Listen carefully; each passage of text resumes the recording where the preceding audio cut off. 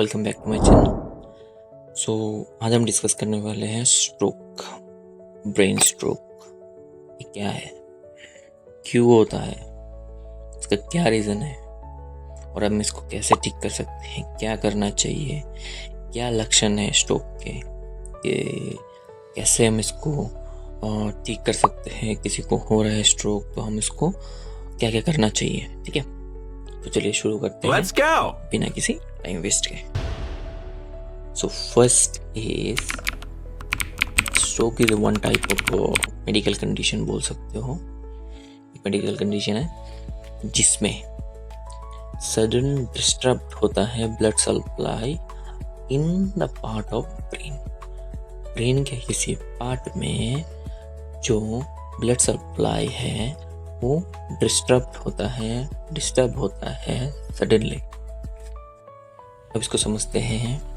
हमारे ब्रेन में जो ब्लड वेसल्स हैं उसके थ्रू ब्लड जाता है।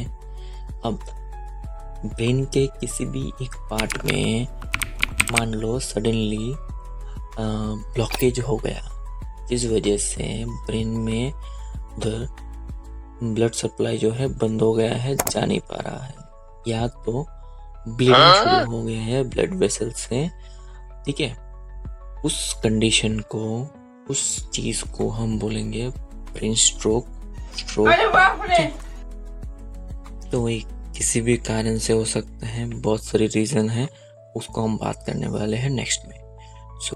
जो ब्लीडिंग हो रहा है ब्रेन के किसी भी एक पार्ट में, उसको बोलेंगे it's called haemorrhagic stroke. Okay, तो हमारे So that is cause lack of blood flow in the brain। तो इसका जो कारण है, ब्लड जो है हमारे ब्रेन के एक पार्ट में वो कम हो जाता है, ब्लड फ्लो होना कम हो जाता है। तो ब्लड में क्या रहता है, ऑक्सीजन रहता है, न्यूट्रिशन रहता है, ठीक है, और भी बहुत कुछ रहता है जो भी ब्रेन का फंक्शन के लिए, ब्रेन फंक्शन के लिए बहुत इम्पोर्टेंट है। अगर वो उसमें जाना इस्केमिक स्ट्रोक जो है वो क्या है, अगर ब्रेन के किसी पार्ट में ब्लड सप्लाई बंद हो जाए किसी भी ब्लॉकेज के कारण, उसको बोलेंगे इस्केमिक स्ट्रोक। और हेमोरेजिक स्ट्रोक उसको बोलेंगे जिसमें ब्रेन के किसी पार्ट में ब्लड सप्लाई बंद नहीं होता, उसमें ब्लीडिंग होना शुरू हो जाता है। अगर समझ लो ब्लड वेसल जो है फट गया है किसी भी एक्सीडेंट के कारण, कुछ भी होता है ना, एक्सीडेंट होता है, प्रेशर रहता है, ब्लड प्रेशर रहता है, उसके कारण ब्लीडिंग होना शुरू हो गया उस पार्ट में, तो उसमें जो टिश्यू रहते हैं, सेल रहते हैं, वो डैमेज होना शुरू हो जाएगा। ठीक है, तो उसको बोलेंगे हेमोरेजिक स्ट्रोक। ओके, सो अभी समझते हैं कि किस रीज़न की वजह से होता है, कौन सा चीज़ इसमें फैक्टर है, कौन सा चीज़ रिस्क फैक्टर है, वो सब डिस्कस करते हैं। So first is genetic factor, family history. आपकी फैमिली में किसी को भी पहले हुआ है स्ट्रोक या भी रिसेंटली हुआ है तो आपको भी हो सकता है। आपको हाई ब्लड प्रेशर है, हाइपरटेंशन है, तो आपको हो सकता है। ठीक है, अगर आपको नहीं पता है कि हाई ब्लड प्रेशर क्या है, हाइपरटेंशन क्या है, उसको कैसे ठीक करना है, तो हमने एक स्पेसिफिक डेडिकेटेड वीडियो बनाया है, तो आप उसको देख सकते हो। मैं उसका लिंक मैं डिस्क्रिप्शन में दे दूँगा। ठीक है, तो coming to next, it is diabetic patient. जो भी डायबिटीज़ का पेशेंट है उसको भी स्ट्रोक हो सकता है। ठीक है, देन जो भी स्मोकर है, अल्कोहल पर्सन है, उनको भी हो सकता है।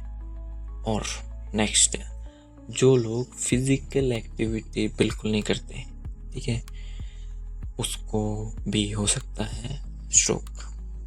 ठीक है, और कभी कभार कोई एक्सीडेंट हो गया, कुछ झटका लग गया हो, या कुछ भी होता है ना, एक्सीडेंट हो गया, रोड एक्सीडेंट हो गए, उसकी वजह से क्लॉट जम सकता है आपके ब्रेन में, तो that is a secondary factor. Okay, then coming to symptoms. कि क्या केस सडन वीकनेस या नमनेस, अचानक से कमजोरी फील होना, चक्कर आना, so that is the thing. Then next is trouble to speaking, talking, understanding to speak. अगर आप कुछ बोल रहे हो तो सही से बोल नहीं पा रहे हो, या सामने वाला कुछ बोल रहे हैं आप समझ नहीं पा रहे हो, तो उस चेंज को देखने में प्रॉब्लम हो सकता है.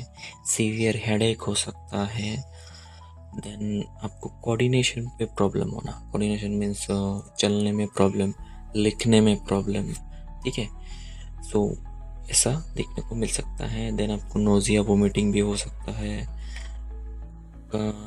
फेस जो है, ऐसा भी होता है कभी कभार कि आपका फेस एक तरफ झुक जाए या कुछ अनइवन हो जाए एक साइड. ठीक है, ऐसा होता है. देन आपका आर्म में इफेक्ट हो सकता है, हाथ में उसमें इफेक्ट हो सकता है. सो that is the symptoms. Okay, जो कि आप देख सकते. अभी बात करते हैं कि स्ट्रोक के कुछ ट्रीटमेंट के बारे में. सो जो ब्रेन स्ट्रोक है उसमें ट्रीटमेंट तो ऐसा कुछ भी स्पेसिफिक ऐसा विदाउट मेडिसिन ऐसा स्ट्रोक में नहीं होगा.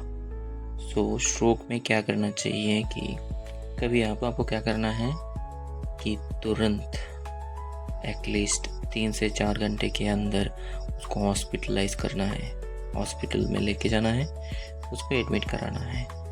और ऐसे हॉस्पिटल में जाना है जहाँ सर्जन हो जो सर्जरी करता है, दूसरा और एक न्यूरोलॉजिस्ट डॉक्टर, ठीक है, होने चाहिए. ठीक है, उधर जाने के बाद कुछ प्राइमरी ट्रीटमेंट होंगे तो वो करेंगे वो लोग. ठीक है, बाद में कुछ कॉम्प्लिकेटेड हुआ तो सर्जरी वगैरह करना पड़ सकता है. ठीक है, लेकिन जितना जल्दी हो सके उतना जल्दी हॉस्पिटलाइज करना ज़रूरी है अगर किसी को स्ट्रोक आ रहा है तो. ठीक है, सो वही है, इतना कुछ भी दिमाग नहीं लगाना स्ट्रोक में. ठीक है, so thank you for watching. मिलते हैं नेक्स्ट वीडियो में.